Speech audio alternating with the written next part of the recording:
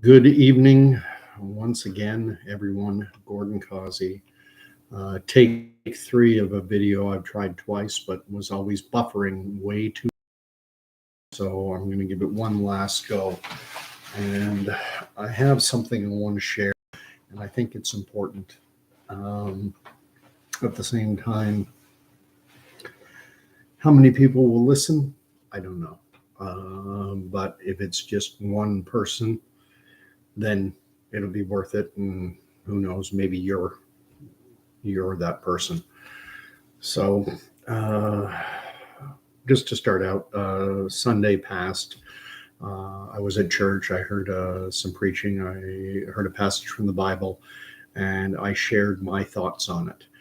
And in that video, I acknowledged something I know to be true, and that's that for a large segment of the population, um, biblical, the Bible is regarded as antiquated. It's viewed as mythological, as legend, as superstition, and not a source of truth.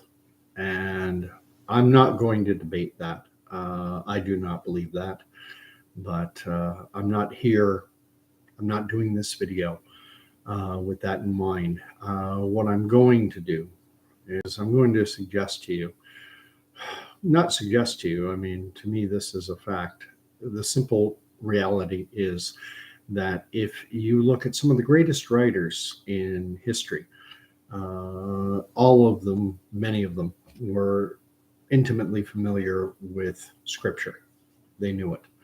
I'm talking about people like Chaucer, William Shakespeare, Charles Dickens, Victor Hugo, Fyodor Dostoevsky, Dante, certainly, and many of the world's greatest literary achievements have been based on the Bible, and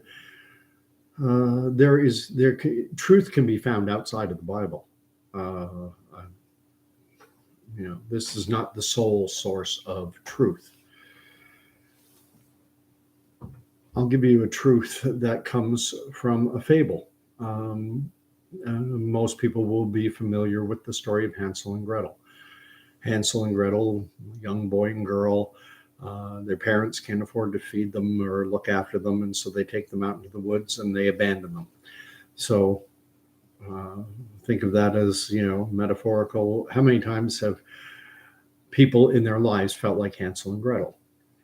This is the meaning behind the story. It's not just a little fairy tale. There's a underlying theme here. And there are lots of times in our lives where we feel like we're lost, where we're, feeling abandoned. And what happens to Hansel and Gretel?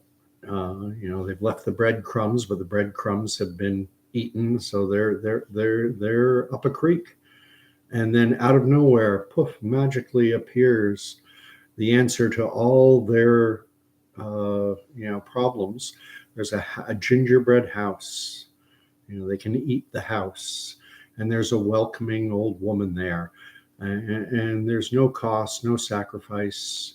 Everything will be wonderful now, and it doesn't. You don't need a PhD in literature to know to see the deep underlying meaning to this simple little fairy tale.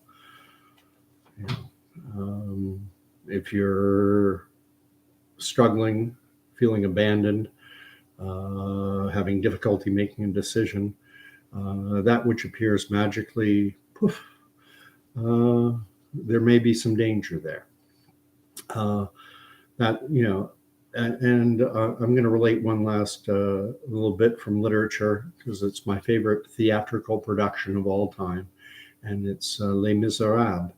And many may not be aware of the fact that this is an essentially Christian story. Victor Hugo would have been intimately familiar with Scripture, and he has, for me, I consider it certainly the greatest example of grace, Christian grace, I've ever seen depicted on stage. And the scene is which Jean Valjean, the principal character, has been paroled from the chain gang. And as a parolee, he is given what is referred to as a yellow ticket of leave. And whenever he enters a town, if he looks for employment, in so many interactions, he has to show this yellow ticket of leave. And no, because it's a mark of Cain on him. No one will deal with him. No one will help him. No one will give him a job. And so he feels he's been branded a criminal, and he says, if that's the way they're going to brand me, well, that's what I'm going to have to be. He's at the home of a bishop who has kindly taken him in, has fed him, has given him a place to rest. And that's when he comes to this seminal decision. Well, that if the world's going to call me a criminal, then a criminal is what I'm going to be. And he attacks the bishop and then robs a quantity of silverware and escapes into the night. And then he's apprehended. The constabulary question him, and Jean Valjean concocts a story. He tells the police that he was lodging with the bishop, and the bishop gave him this silverware as a gift. The police suspect, they know he's lying, but they take him to the bishop's house. All they need is for the bishop to contradict Jean Valjean's story, and off he's back to the chain gang. And in the musical, the words are poignant. They bring Jean Valjean forward and they say, tell his reverence your story. Let us see if he's impressed. You were lodging here last night. You were the honest bishop's guest. And then out of Christian goodness, when he heard about your plight, you maintain he made a present of this silver. And the bishop says, that is right. And then he says, but my friend, you left so early. Something surely slipped your mind. You forget I gave these also. And he reaches and he hands to Jean Valjean 2 solid silver candlesticks. You forget I gave these also. Would you leave the best behind? Then he turns to the police and says, so, messieurs, you may release him. For this man has spoken true. I commend you to your duty, and God's blessing go with you. That is grace. Undeserved, unwarranted. Jean Valjean deserved to go back to the prison under the chain gang. That was what his actions merited. He attacked an honest man. He robbed him. And not only did the bishop forgive him, he even gave him more than what he had stolen. And then the bishop says to Jean Valjean, now remember this, my brother, see in this a higher plan. You must take this precious silver to become an honest man. By the witness of the martyrs, by the passion and the blood, I have raised you out of darkness. I have bought your soul for God. The Bible, I respect those who consider it superstitious and all the rest. But for me, it's foundational. I profess 2 confessions, one being biblical sufficiency and biblical authority. The biblical is both sufficient and authoritative for so many aspects, certainly for the most important elements of our lives. Now, is it going to teach you how to drive a car? No, you need a manual for that. It won't tell you how to drive a car. But anything that has a moralistic or an ethical question, the Bible. Now, over a year ago, about a year ago, a little more, might have been May of 2021, May, June, I was faced with a decision. I've titled this video, In a World Full of Deception, Who Do You Trust? And there was a decision. I, like many people, for some it was easy. They said, they made the decision, snap, easy. Others struggled with it. Some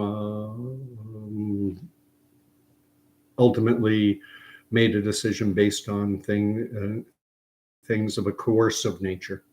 And that could have been the case with me as well. But I'm in the Word daily, and I may not be 100% true. There are days where I don't read, but 5-6 days out of 7, I'm reading the Bible. And during this time, I came across a passage in Scripture, and I will ask you to listen to what I'm about to read. It's from the book of Joshua. And I realized, if there's that one person who this message will resonate with, maybe that person isn't familiar with biblical teaching. In the book of Joshua, this is telling the story of the conquest of Canaan.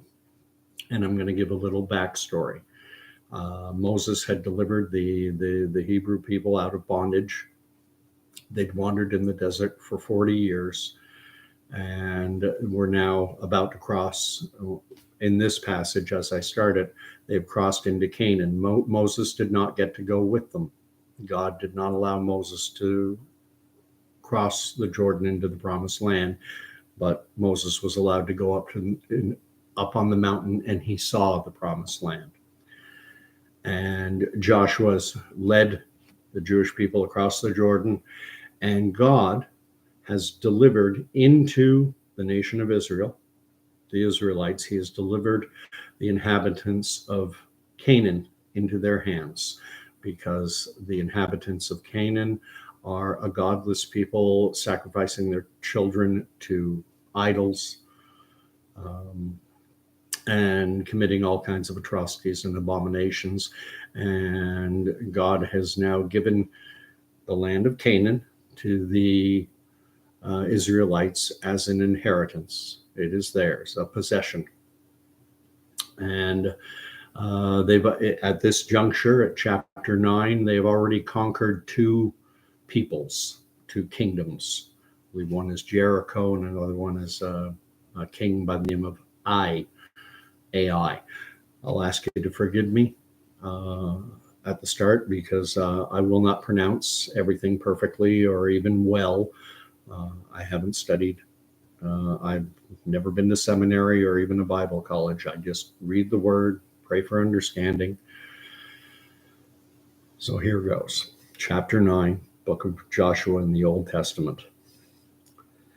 As soon as all the kings who were beyond the Jordan, in the hill country and in the lowland, all along the coast of the Great Sea toward Lebanon, the Hittites, the Amorites, the Canaanites, the Perizzites, the Hivites, and the Jebusites heard of this, they gathered together as one to fight against Joshua and Israel. But when the inhabitants of Gibeon heard what Joshua had done to Jericho and to Ai, they, on their part, acted with cunning and went and made ready provisions and took worn-out sacks for their donkeys and wineskins, worn out and torn and mended, with worn-out patched sandals on their feet and worn-out clothes. And all their provisions were dry and crumbly. And they went to Joshua in the camp at Gilgal and said to him and to the men of Israel, we have come from a distant country, so now make a covenant with us. But the men of Israel said to the Hivites, Perhaps you live among us. Then how can we make a covenant with you? They said to Joshua, we are your servants. And Joshua said to them, who are you, and where do you come from? They said to him, from a very distant country your servants have come, because of the name of the Lord your God. For we have heard a report of him and all that he did in Egypt, and all that he did to the two kings of the Amorites who were beyond the Jordan, to Sihon, the king of Heshbon, and to Og, king of Bashan, who lived in Ashtaroth.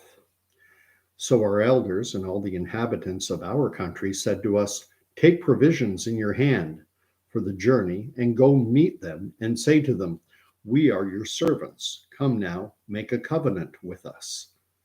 Here is our bread.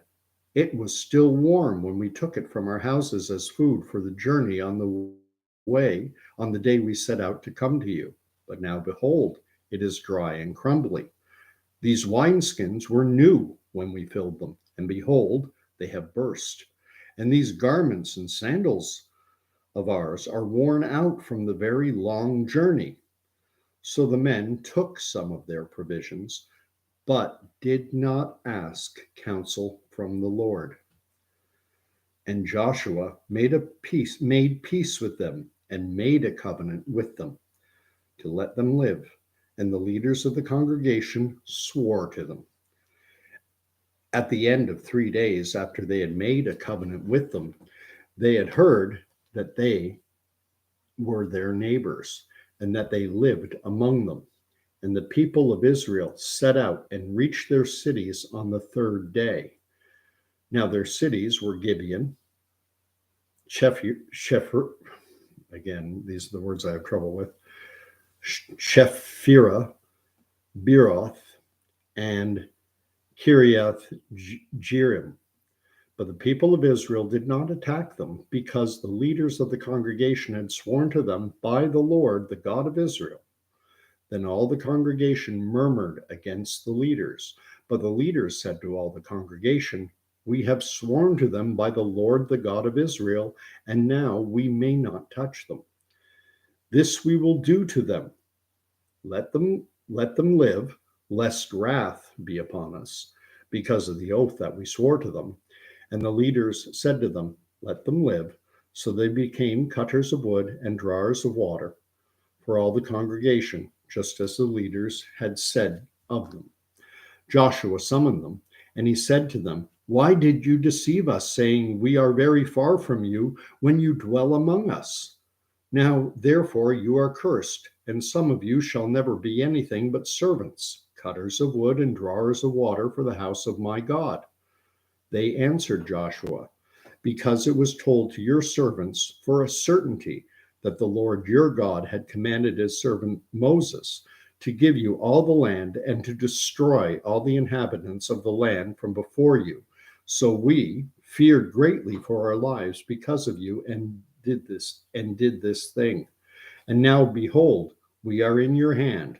Whatever seems good and right in your sight to do to us, do it. So he did this to them and delivered them out of the hand of the people of Israel, and they did not kill them. But Joshua made them that day cutters of wood and drawers of water for the congregation and for the altar of the Lord to this day, in the place that he should choose. And if it was in church, the pastor might hold the Bible up and say the word of the Lord. And then we as a congregation would say, thanks be to God. I know that people will view this, will listen to this account, and they will say, oh, it's legend, it's mythology, it's superstitious mumbo jumbo. I'm not going to argue the point. As I mentioned with the story of Hansel and Gretel, even if you don't want to accept this as an historical event accurately depicted, fair enough. The Hansel and Gretel story is a fairy tale, but it still has deep meaning. This has deep meaning. And the deep meaning is this: Joshua and the leaders of Israel, the Israelites, were deceived. They were deceived by an authoritative group, a delegation assigned to go and meet them. They were presented with evidence: the worn out sandals and garments, the burst wineskins, the moldy and crumbled provisions that evidenced the fact that these Gibeonites had traveled a great distance, so weeks perhaps. And so all the evidence suggested that what these representatives, this official delegation said was true. And so Joshua and the elders of Israel, the Israelites, they made a covenant agreement with the Gibeonites not to destroy them. And did this have consequences? It did on the nation of Israel. And again, take this as allegorical, if you like. Because of the Gibeonites being allowed to continue living, they continued worshiping their idols. They continued practicing what God viewed as abominations, and it impacted over generations the people of Israel. The reason God had delivered the land of Canaan and its inhabitants into the hand of the Israelites is because Israel was to be a shining example of a covenant people, a people with a covenant with God. But I'm going to take the Bible now, close it, we'll put it aside, because I know that many will say that's a superstitious, old, mythological, legendary account, and it never really happened. So I'm going to give you another account, something I doubt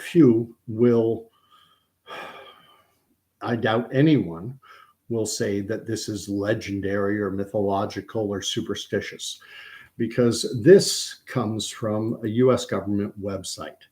This comes from the National Library of Medicine, the National Center for Biotechnology Information. This comes from the National Library of Medicine and the National Center for Biotechnology Information are divisions of the National Institutes of Health in the United States. The NIH, as everyone should know, is headed up by one Dr. Anthony Fauci. And this is on the pubmedsite.gov. It's a US government website. And this can be verified in numerous places. You won't hear it on the evening news, but it nonetheless is 100% factual. If what I'm about to read, YouTube, take it down. I've included the link to what I'm about to read, so you can see I'm going to do my best to read it verbatim. Just a little backstory on it, and it's included in the abstract of what I'm about to read. There was a vice president and medical director of Pfizer Canada. His name was Dr. Bernard Prigent, or Prigent, Prigent. I will pronounce it Prigent. I'm assuming it's French. At any rate, he had just been appointed to the Governing Council of the Canadian Institutes of Health Research, or CIHR. This is a Canadian government agency which directs funding, provides funding to health researchers, to companies like Pfizer. So this had raised some eyebrows, because you talk about the hens guarding the hen house, or rather, sorry, talking about having the fox guard the hen house.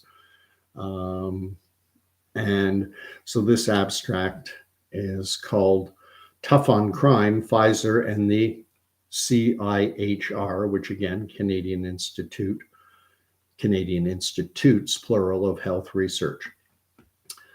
The appointment of Dr. Bernard Prigent, Vice President and Medical Director of Pfizer Canada, to the Governing Council of the Canadian Institutes of Health Research outraged many Canadian health researchers.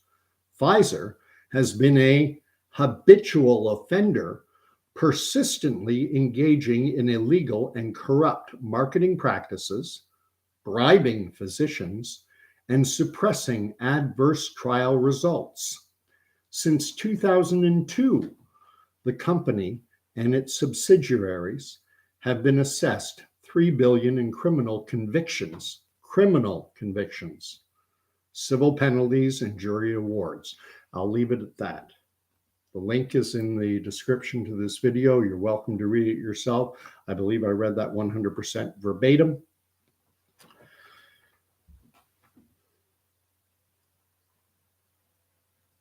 Who do you trust?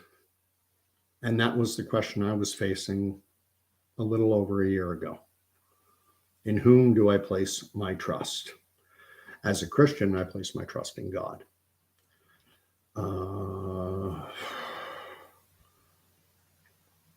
And do you have to be a Bible-believing Christian to be able to discern when someone's lying and when someone's being honest? I don't think so. I genuinely don't think so. I don't profess to be a biblical scholar. I've never been to seminary or Bible college or anything like that. But at the same time, Abraham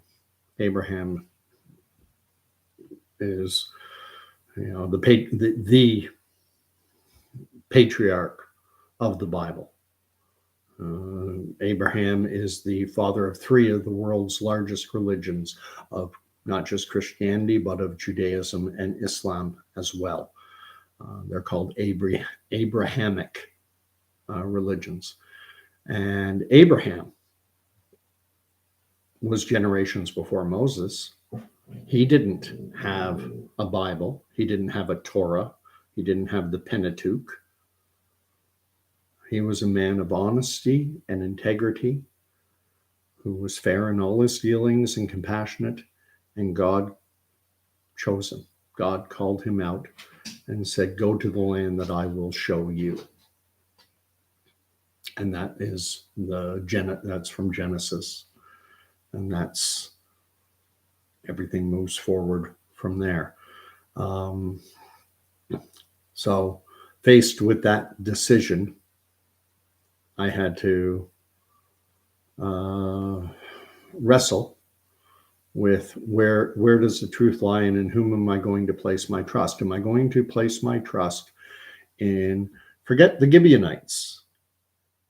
The Gibeonites in that account from Joshua were lying, but they didn't have a history. They didn't have the National Institute of Health, the Centers for Biotechnology Information writing a damning article on a government website for the Hebrews to read. I was already aware of that history prior to reading Joshua 9. Praying on the decision, it was not difficult, except for all decisions have consequences. We live in a beastly world. We live in a world where we're seeing constitutional rights, freedoms. In Canada, our Charter of Rights and Freedoms has been subjugated.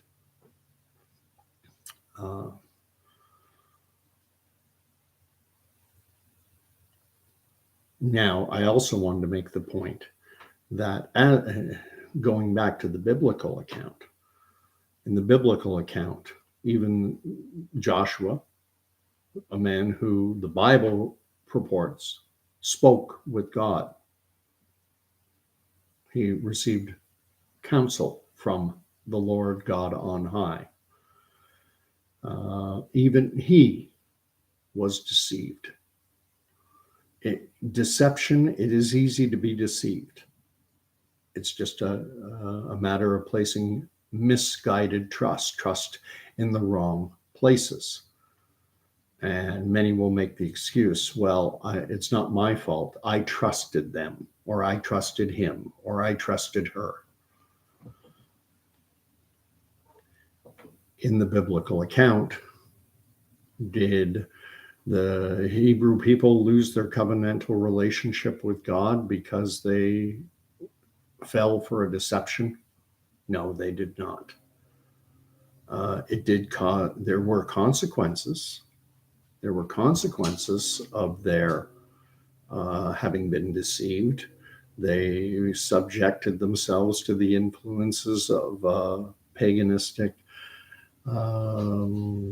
culture that did not hold to godly, truthful values, and it corrupted the nation of Israel, and eventually would lead to them being punished, conquered,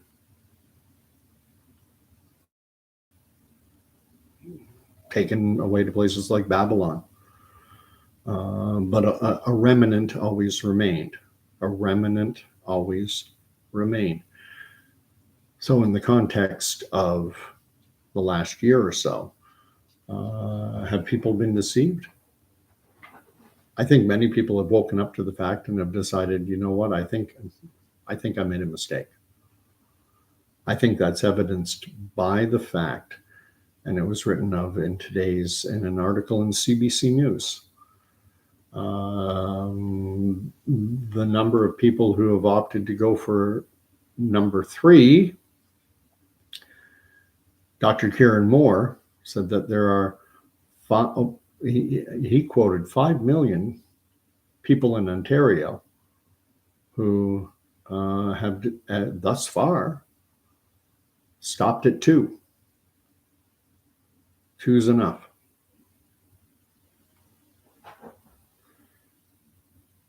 And personally, I applaud that decision. I think it's wise, but that's not an expert view.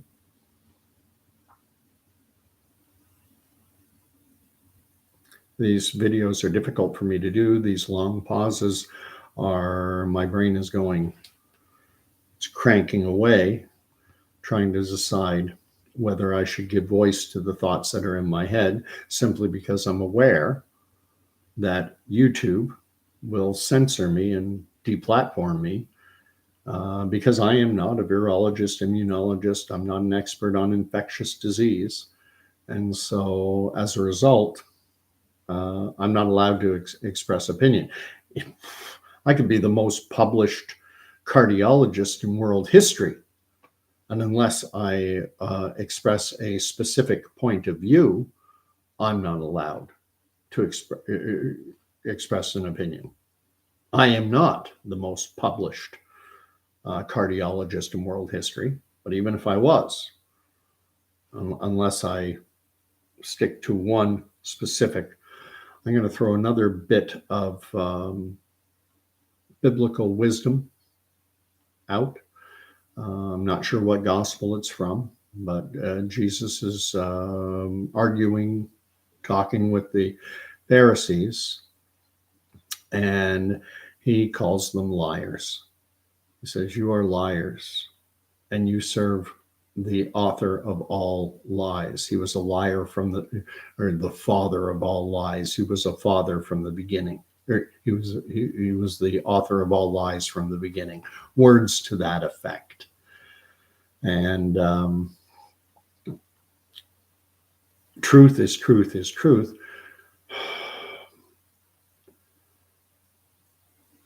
If you go back to the 1950s, and this is verifiably true, there was a drug, an approved drug, that was called thalidomide. You might have heard of it. It's in the Billy Joel, it's referenced it's a lyric in the Billy Joel song, "We Didn't Start the Fire." Children of thalidomide. Thalidomide was a drug, an anti-nausea drug that was approved and was prescribed to women who were pregnant, because as many women who have been pregnant or are pregnant will tell you, nausea, morning sickness, is quite common. And so thalidomide was prescribed, and what happened was the children started being born with severe birth defects, malformed limbs. Instead of arms, legs, hands, and feet. Children were born with flippers.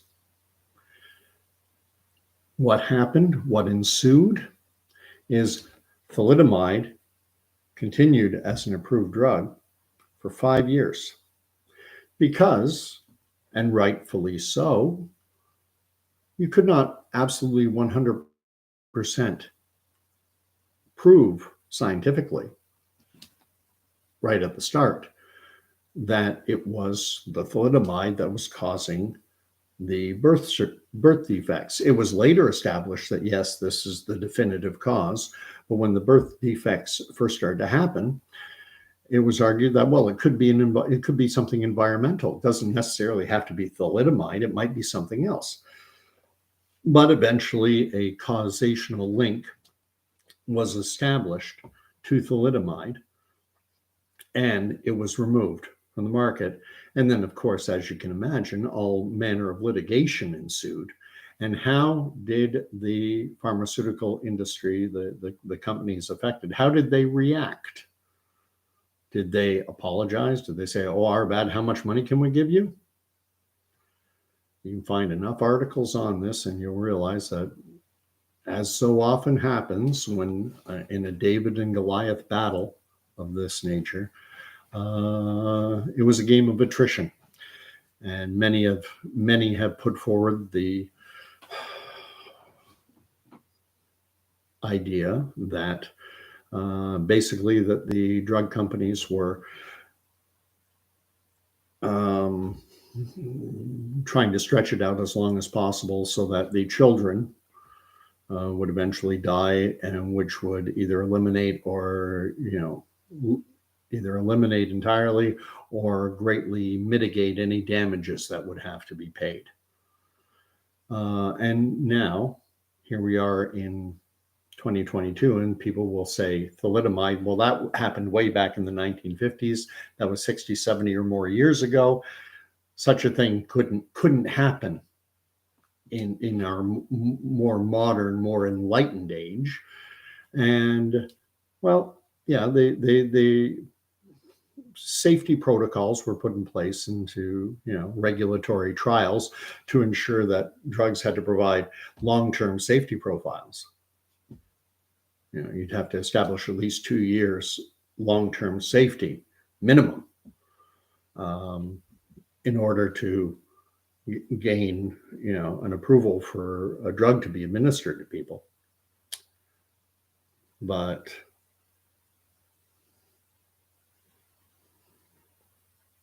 if the emergency is so big, maybe we can remove those safety protocols. Maybe we can go at warp speed by taking away those. I would say, editorial comment, I think safety is vital, long-term safety especially. But I don't get to make that decision as to whether or not something, a product has to go through rigorous and time-consuming long-term safety protocols. Maybe some might say, "Oh, get rid of those roadblocks. Let's just rush it through."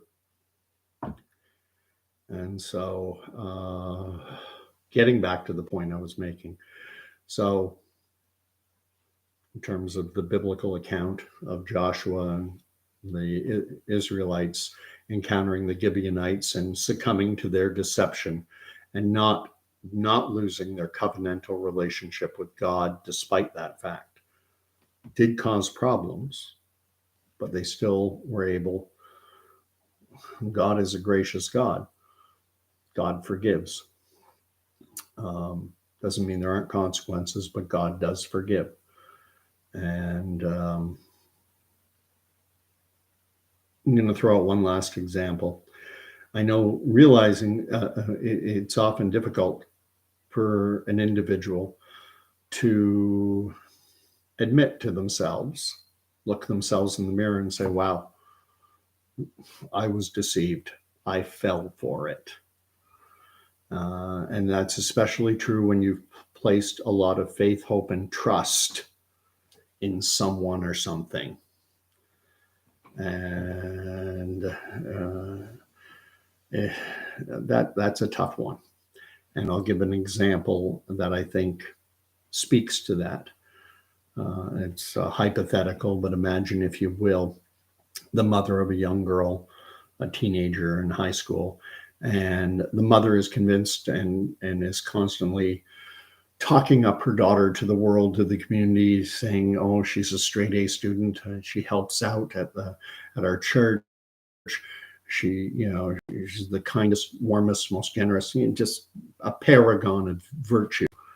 And then the mother, who's constantly singing her daughter's praises to everyone who will listen, goes into her daughter's room and is tidying up or whatever, and finds a quantity of drugs, perhaps some condoms, birth control pills, and the world is shattered now. And she confronts the daughter about it, her confidence badly shaken. But the daughter, being deceptive and relying on the trust of her mother, explains that, "Oh, those belong to a friend. I found them in her room, and she was afraid she was going to be caught. So I took them so she wouldn't be caught. And I told her to please stop doing all that. And I was going to throw them out, but I didn't have time." And the mother believes it. And I've seen this firsthand, not as egregious as that, not as an egregious an example as that, but things of similar nature. And it's tough when you put all your faith, hope, and trust in a liar. And the drug that's being referred to in that U.S. government website, National Library of Medicine, National Center for Biotechnology Information, again, divisions of the National Institutes of Health, headed up by Dr. Anthony Fauci. The drug they're referencing, which I invite you to look into, is called Bextra.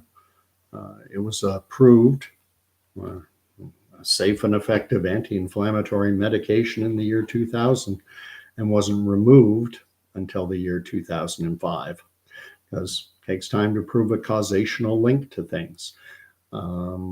Closing thought: absence of evidence does not mean evidence of absence. Just because something isn't proven doesn't mean it isn't true.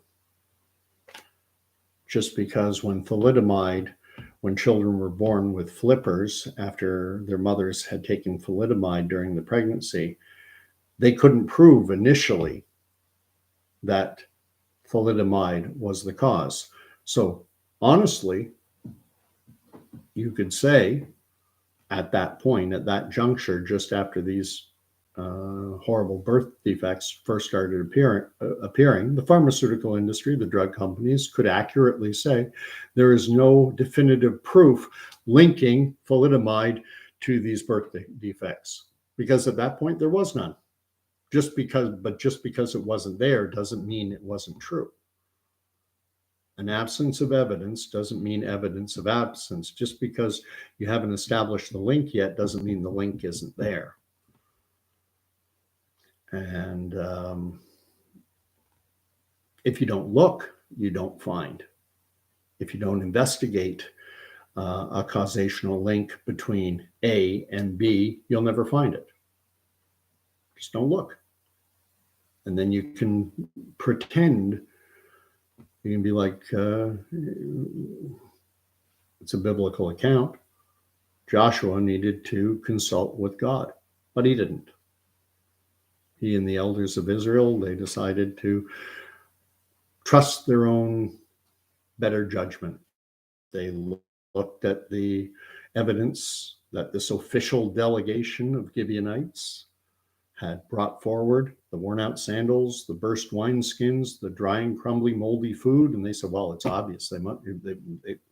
All the evidence that we have been presented by these liars, the Gibeonites were lying, and They provided false evidence, doctored evidence, if you will. I mean, the provisions were dry and moldy. It's because they were dry and moldy when they left. Their sandals were worn out. They were already worn out when they left. The wineskins were patched and bursting because they were already patched and bursting when the Gibeonites left to meet up with Joshua and the Israelite nation. So I pray to God that even just one person realizes that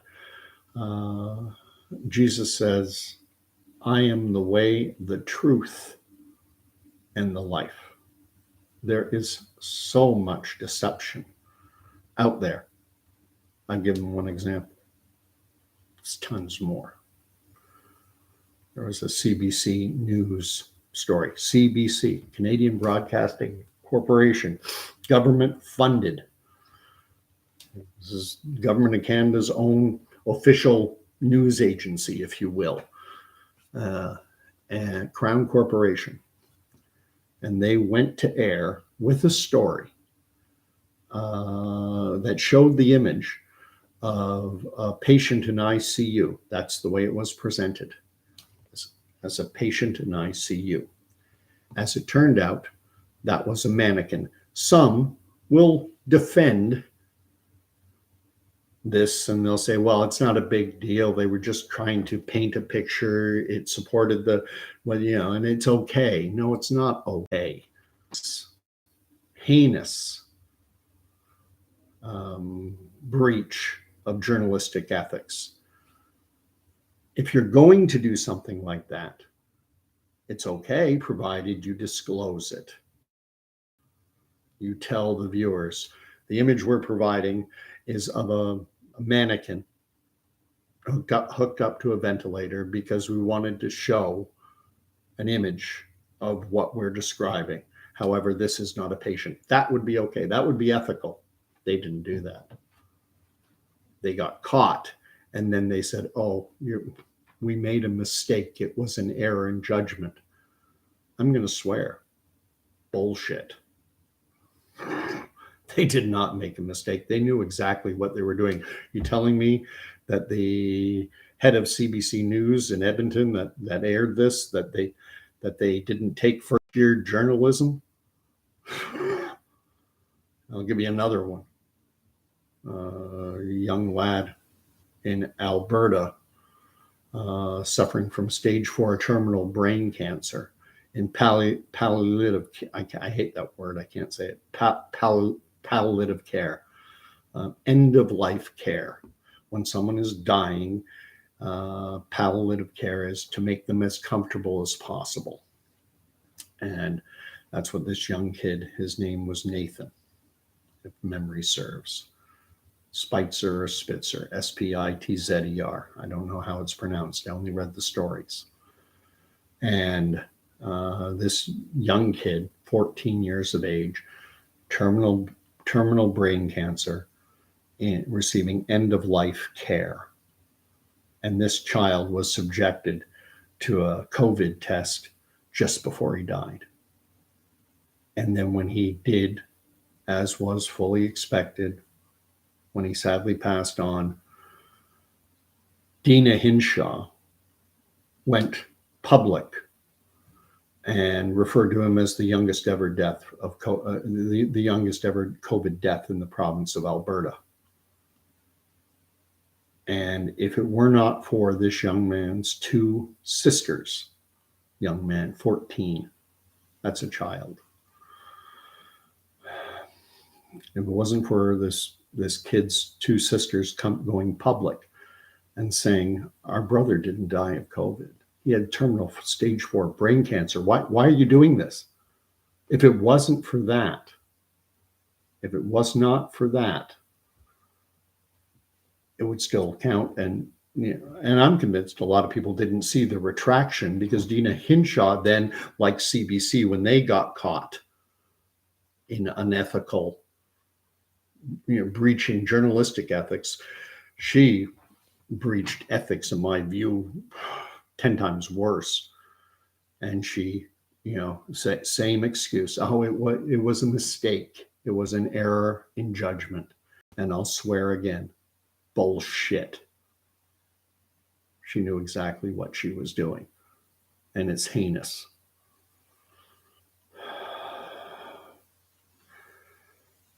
So even if you were deceived,